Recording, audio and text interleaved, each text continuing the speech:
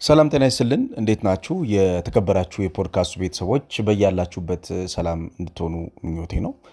ፖድካስቱ በዛሬው መረጃ ተመልሷል።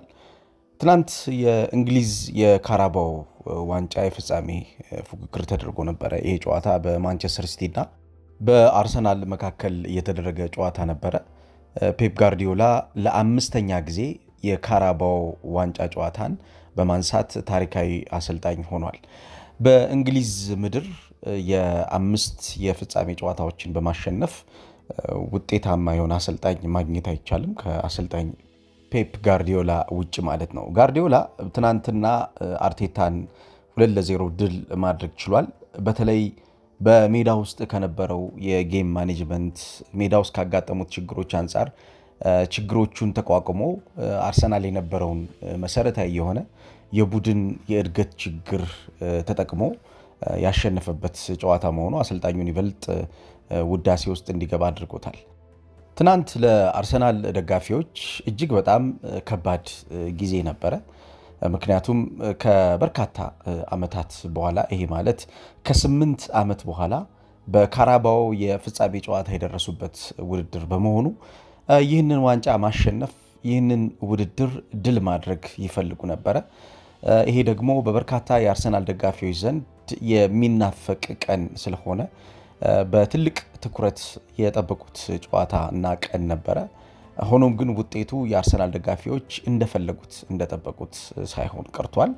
ለማንቸስተር ሲቲ ደግሞ በዘንድሮ የውድድር ዓመት ቡድናቸው እንደሚታሰበው ጠንካራ እንዳልሆነ ያውቁታል። ሲቲ ከዚህ በፊት እንደምናውቀው የፕራይም ሲቲ አይደለም። ነገር ግን ከችግሮችም ጋር ሆኖ ችግሮቹን የሚያሸንፍበት የራሱ የሆነ ኳሊቲ ያለው ቡድን ነው። ማንቸስተር ሲቲ ትናንት ድል ማድረጉ ቀጣይ ካሉት የጨዋታ ቀናቶች ቀጣይ ካሉት ውድድሮች አንጻር በውድድሮቹ የሚፈልገውን ነገር እንዲያደርግ የሚሰጠው የአእምሮ ጥንካሬ ተፈጥሯል። ማንቸስተር ሲቲ በቻምፒየንስ ሊጉ በሪያል ማድሪድ ተሸንፎ በድምር ውጤት በ5-1 ውጤት ማለት ነው መሰናበቱ ይታወቃል። በእንግሊዝ ፕሪሚየር ሊግም እንዲሁ ከአርሰናል ጋር ያለው የነጥብ ልዩነት 9 ሆኗል። ይሄ ሰፊ የነጥብ ልዩነት ነው በመካከላቸው ያለው። ስለዚህ ያለው የዋንጫ የመጨረሻ እቅድ የኤፍኤ ካፕ እና የሊግ ካፕ ጨዋታ ነው። የእንግሊዝ ፕሪሚየር ሊግንም እስከ መጨረሻው በእርግጥ ሊጠብቅ ይችላል፣ ውድድሩ ገና ቀሪ ጨዋታዎች ስላሉት። ሆኖም ግን ከፉክክር አንጻር ለዋንጫዎቹ የቀረበ የሚባለው ይሄኛው የካራባውን የፍጻሜ ጨዋታና የኤፍኤ ካፕ ውድድር ነበር። ስለዚህ ከፍተኛ ትኩረት ሰጥተውበት እንደሚገቡ ግልጽ ነው። ያን ደግሞ በተጫዋቾች ምርጫው የተሻለ ስለነበረ ፔፕ ጋርዲዮላ ሜዳ ውስጥ ከተፈጠሩት ችግሮች አንጻር የሜዳ ማኔጅመንቱን ለማሸነፍ የሜዳ ማኔጅመንት ችግሩን ይበልጥ ለማስተካከል ከሄደበት ርቀት አንጻር ጋርዲዮላ ውጤታማ የሚባለውን የትናንትናውን ምሽት መጨረስ ችሏል። ትናንት ሪል ግን ሜዳ ላይ ከነበሩት እንቅስቃሴዎች አንጻር ምንድነው የተፈጠረው የሚል ጥያቄ ይነሳል። ይህንን ለመመልከት እሞክራለሁ። በተለይ በርከት ያሉ የአርሰናል ደጋፊዎች የሚያነሱት ጥያቄ አለ። ስለ ቡድናቸው የሚያነሷቸው ተደጋጋሚ ጥያቄዎች አሉ። ምንድነው አርሰናል የተሸነፈው የት ላይ ነው የሚለውን ለመመልከት እንሞክራለን። ማንቸስተር ሲቲስ ትናንትና የትኛው ቦታ ላይ ነው ያሸነፈው የሚለውን ለመመልከት እሞክራለሁ። በተለይ ከተጫዋቾቹ አጠቃቀም ከነበራቸው የሜዳ ላይ ውጤታማ ሽግግሮችና የሜዳ ላይ ውጤታማ የሚባል አፈጻጸም አንጻር ዘርዘር አድርጌ ለማየት እሞክራለሁ። ከማንቸስተር ሲቲ እንጀምር። ሲቲ ትናንትና ጨዋታውን የጀመረበት መንገድ በጥንቃቄ ነበረ። በተለይ ከተጫዋቾች ምርጫዎቹ ተነስተን ስናይ በጨዋታው ውስጥ ምን ሀፕን ሊያደርግ ይችላል የሚለው ምላሽ የሚሰጡ በሜዳ ውስጥ የተሻለ ፐርፎርም ሊያደርጉ የሚችሉ ተጫዋቾችን ነበር ይዞ የገባው። በተለይ የማንቸስተር ሲቲ የመከላከል አደረጃጀት እንዲሁም የማጥቃት እንቅስቃሴ አብዛኛውን በመስመሮች የሚነሳና ከመስመሮች የተሻለውን እቅድ ይዞ የሚወጣ ነበረ። ሁለቱ የመሃል ተከላካዮች ፕሮሚነንት የሚባሉት የመሃል ተከላካዮች አልነበሩም። ናታን አኬና ኩሳኖቭን ነበር የተጠቀመው። በ4-5-1 የጨዋታ ስትራክቸር ነበር የገባው ፔፕ ጋርዲዮላ። ኒኮ ኦሬሊ እና እንዲሁም በቀኝ መስመር በኩል ግን ማቴዎስ ኑኔስ የተሻለ ኦፕሬት ማድረግ የሚገባቸው ተጫዋቾች እንዲሆኑ ይፈልግ ነበር።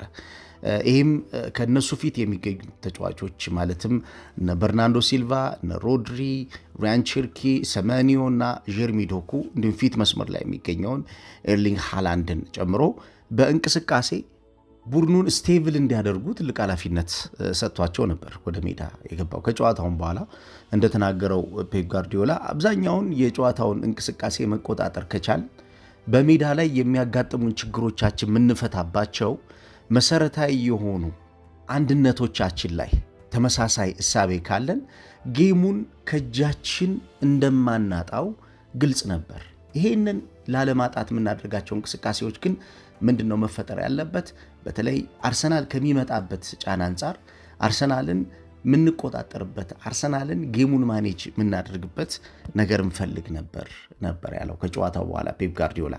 ይሄንን ያለበት መሰረታዊ ምክንያት በተለይ በ4-5-1 የጨዋታ ታክቲክ ውስጥ በጣም ወሳኝ የሚባለው የጨዋታ እሳቤ በተለይ የዊንግ ተጫዋቾች ሚና ነው። እነዚህ የዊንግ ተጫዋቾች ከመስመር እየተነሱ በሚሄዱበት እንቅስቃሴ ውስጥ በተለይ የሚድፊልድ ኦቨርሎድን አብዝቶ የሚሰራ ስለሆነ ይሄ ጨዋታ ታክቲክ ፍሌክሲቢሊቲም አለው።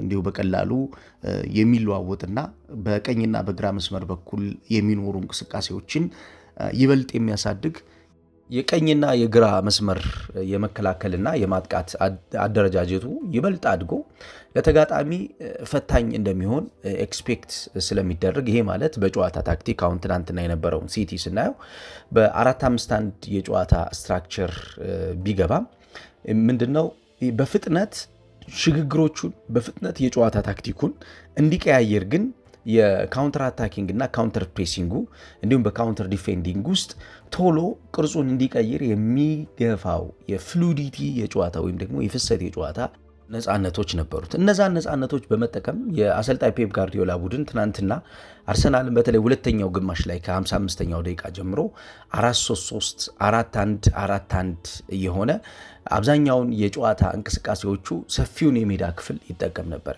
ለምሳሌ ከ4-5-1 የጨዋታ ታክቲክ አንዱ ትልቁ ለውጥ የሚባለው 4-1 ነው።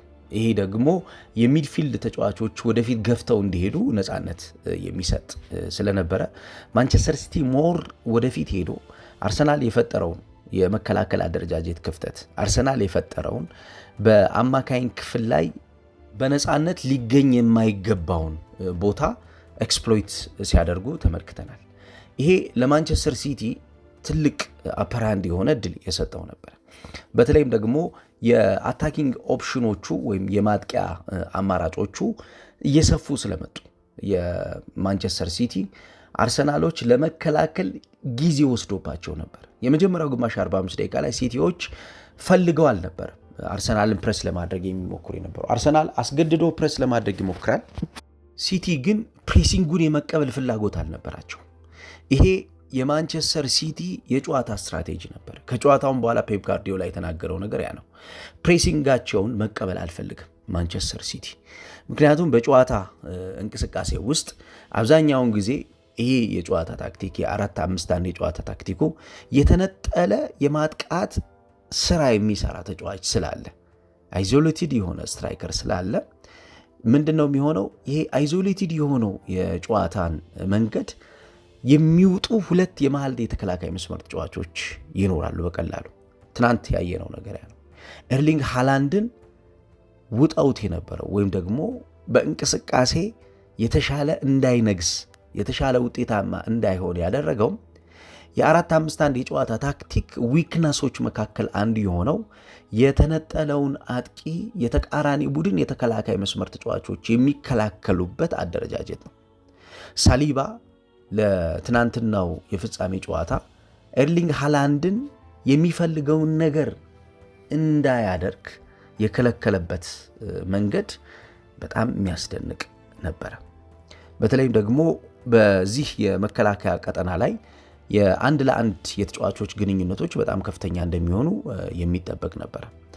ምክንያቱም ዋይድ ፕሌየሮች አሉት። አሁን ማንቸስተር ሲቲ ትናንት አርሰናልን በጣም ካስቸገሩት ኳሊቲዎች መካከል የአስፍተው የሚጫወቱ የተጫዋቾች አቅም ፔኔትሬሽን ነው። የኒኮ ኦሬሊና እንዲሁም የሪያን ቸርኪ ብቃት እንዲሁም የዶኩ እየመጣ ከመስመር እየተነሳ የሚያጠቃበት መንገድ ነው አስቸጋሪ የነበረው።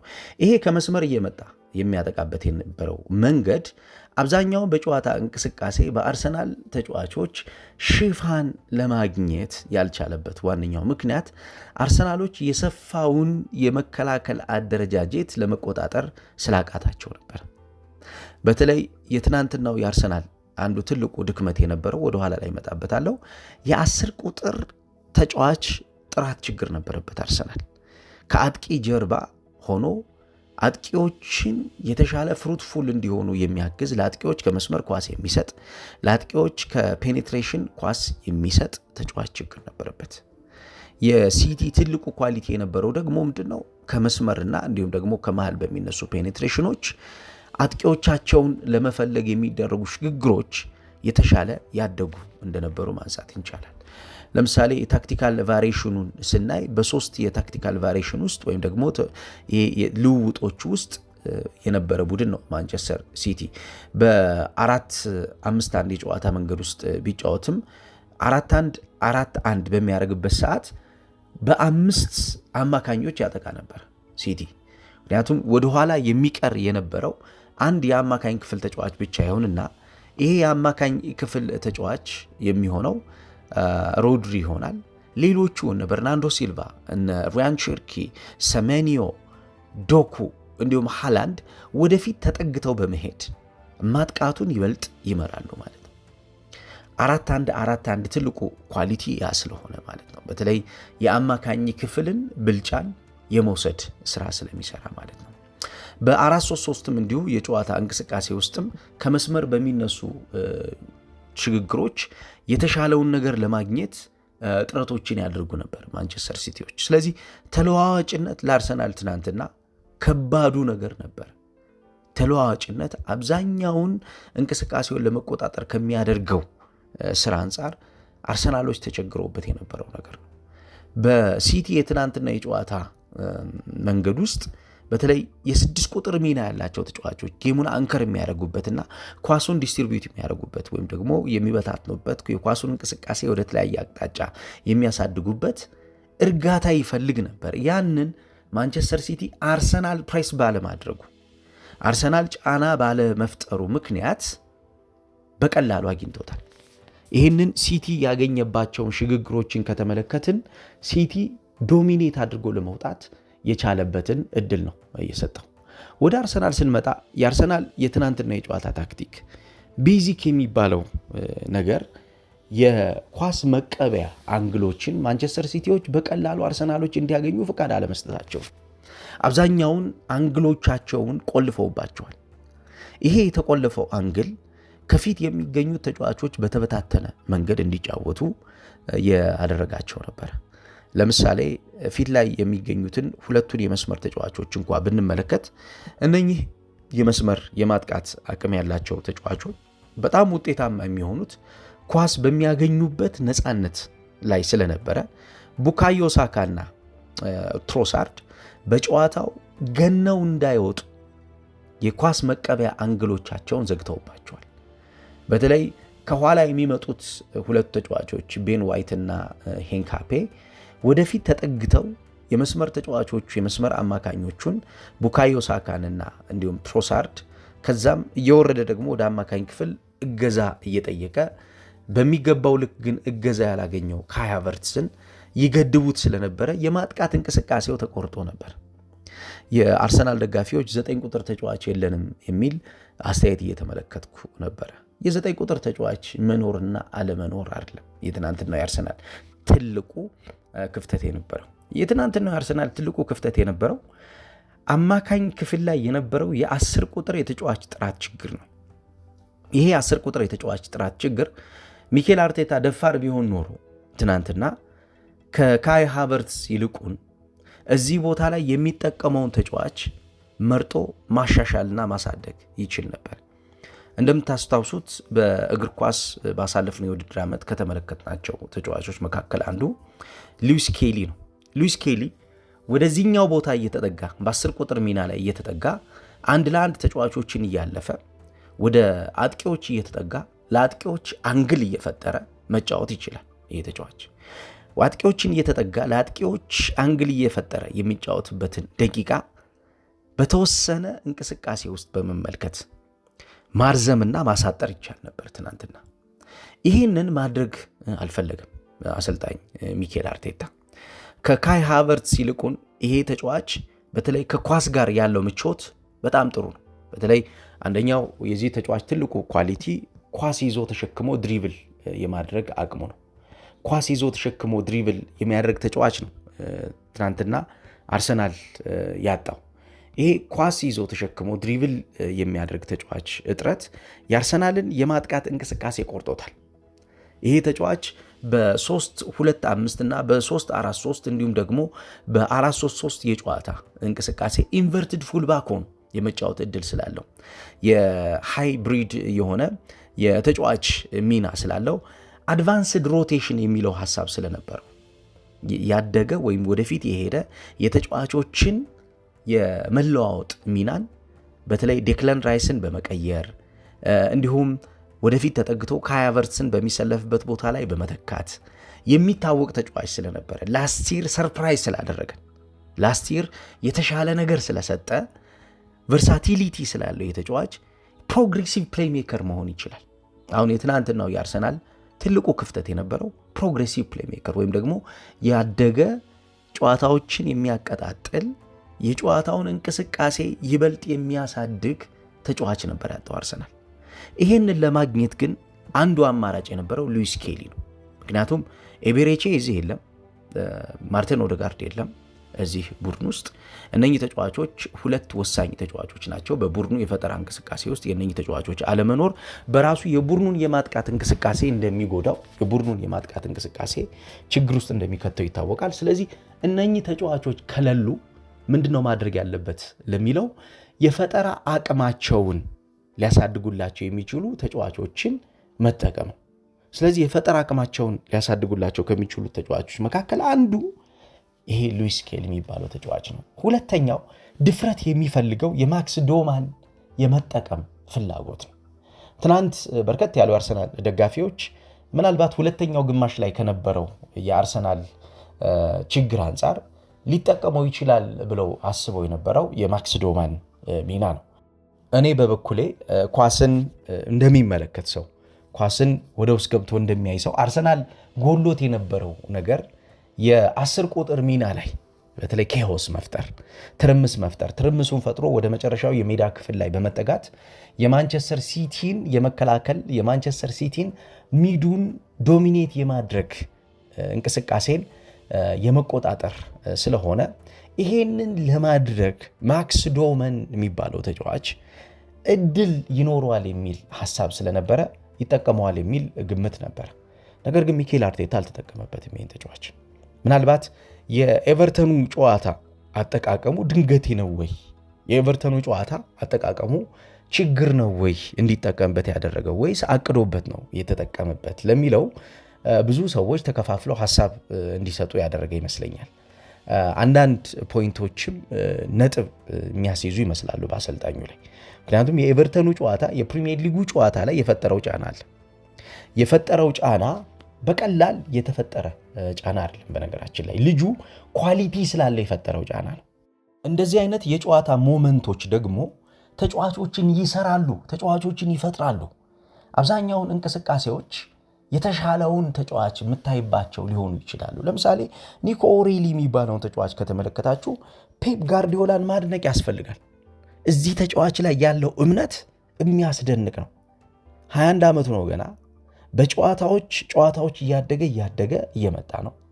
አብዛኛውን የተሰለፈባቸውን ጨዋታዎች ከተመለከታችሁ ከመጀመሪያው ጨዋታ ጀምሮ የተመለከትኩት ነበርና ከመጀመሪያው ጨዋታ ጀምሮ የሆነ ለቲሙ የሚሰጠው ነገር እንዳለ ግልጽ ነበር። ነገር ግን እንዲሁ በቀላሉ የተሰራ አይደለም የተጫዋቹ እዚህ ደረጃ ላይ መድረስ። በየጨዋታዎቹ የጌም ልምድ ሲሰጠው በየጨዋታዎቹ ያገኛቸው የጌም ልምዶች ይህን ተጫዋች በትናንትናው የፍጻሜ ጨዋታ ብቻ አይደለም። በነገራችን ላይ ምናልባት ማንቸስተር ሲቲ ዘንድሮ በቀሪዎቹ ጨዋታዎች የተሻለ ነገር የሚሰጠው በዚህ ተጫዋች ይመስለኛል። ምክንያቱም ይሄ ተጫዋች ከአጥቂዎች መካከል ቆሞ አጥቂዎች የሚፈጥሯቸውን ስፔሶች እንዲጠቀሙ ለአጥቂዎች የተሻለ የማጥቃት ደመነፍስ የሚፈጥር ነው። እንዲሁም ከሚሰለፍበት ቦታ አንጻር ያለውን ሚና ስንመለከት ይሄ ተጫዋች አሁን ትናንትና የተሰለፈው የግራ ተከላካይ ሆኖ ነው የተሰለፈው ከናታን አኬ አጠገብ ማለት ነው።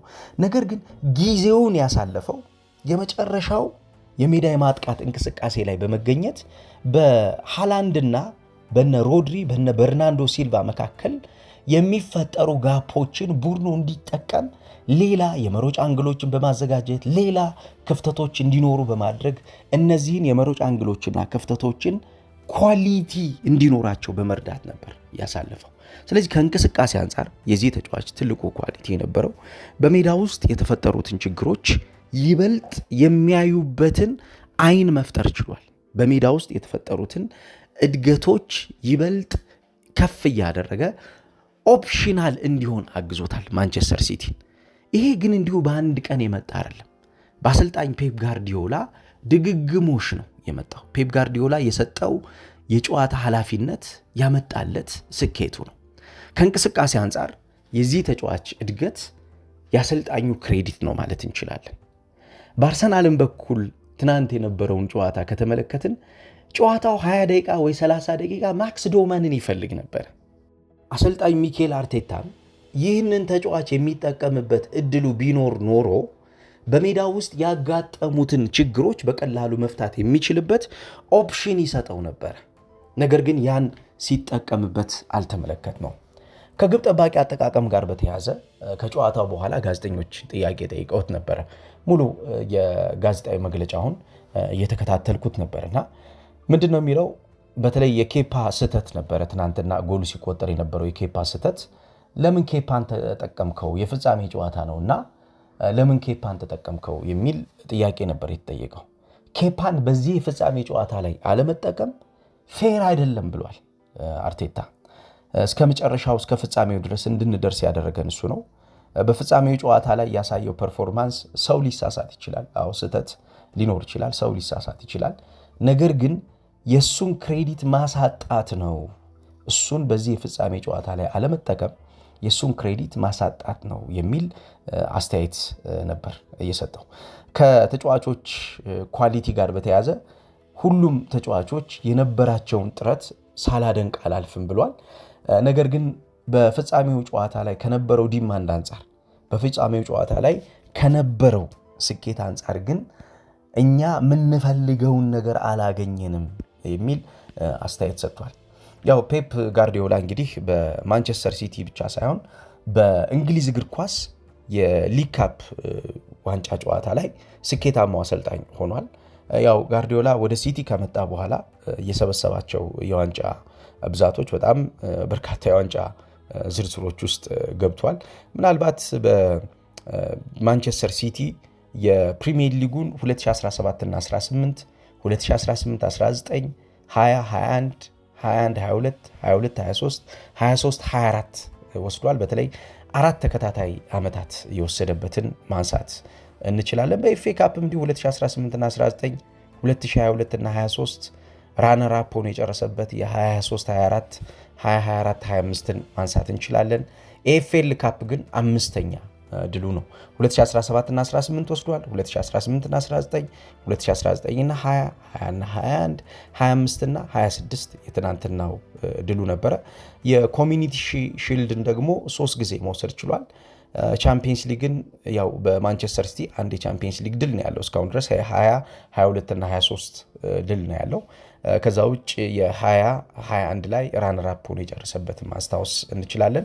የፊፋ ክለቦች ጨዋታን ደግሞ በ2023 ማንሳቱ የሚታወስ ነበር። እንግዲህ የሊግ ካፕ ስኬቱ የፔፕ ጋርዲዮላን የዘንድሮ የውድድር ዓመት ጥረት ከእንቅስቃሴ ጋር በተያያዘ አስቸጋሪ ነገሮች ቢኖሩትም ቡድኑ እነዚህን አስቸጋሪ ነገሮች ተቋቁሞ ሻምፒዮን የሆነበት የውድድር ዓመት ልንለው እንችላለን። እሱም ከጨዋታው በኋላ እንደገለጸው ትርጉም ያለው ድል ነው ብሏል። ቀጣይ በምናደርጋቸው ጨዋታዎች ላይ ፎከስ እንድናደርግ ያግዘናል። ትልቅ ድል ነው፣ ተጫዋቾቼን አመሰግናለሁ የሚል አስተያየት ሰጥቷል። በእንግሊዝ እግር ኳስ ስኬታማው አሰልጣኝ የሆነው ፔፕ ጋርዲዮላ ከዚህ በኋላ በፕሪሚየር ሊጉና በኤፍኤ ካፕ ውድድር የሚሳተፍ ይሆናል። የቻምፒየንስ ሊግ ውድድር ላይ በአሸማቃቂ ውጤት መሰናበቱ የሚታወስ ነው። በማንቸስተር ሲቲ ታሪክ በድምር ውጤት ከተሸነፈባቸው መጥፎ ውጤቶች መካከል በሪያል ማድሪድ የተሸነፈበት ጨዋታ ስለሚገኝ ማለት ነው። እንግዲህ ትናንት ድል ማድረግ ችሏል። ይሄ ግን ለአሰልጣኝ ፔፕ ጋርዲዮላ በውድድር ዓመት ውስጥ ላስመዘገባቸው የመጨረሻዎቹ ቀናቶች ጥሩ ስንቅ እንደሚሆነው ኤክስፔክት ይደረጋል። እናንተ እንዴት አያችሁት ፍጻሜውን? የተከበራችሁ አድማጮች ሀሳብ ስጡበት። ጥሩ ቀን እንዲሆንላችሁ እንመኛለን።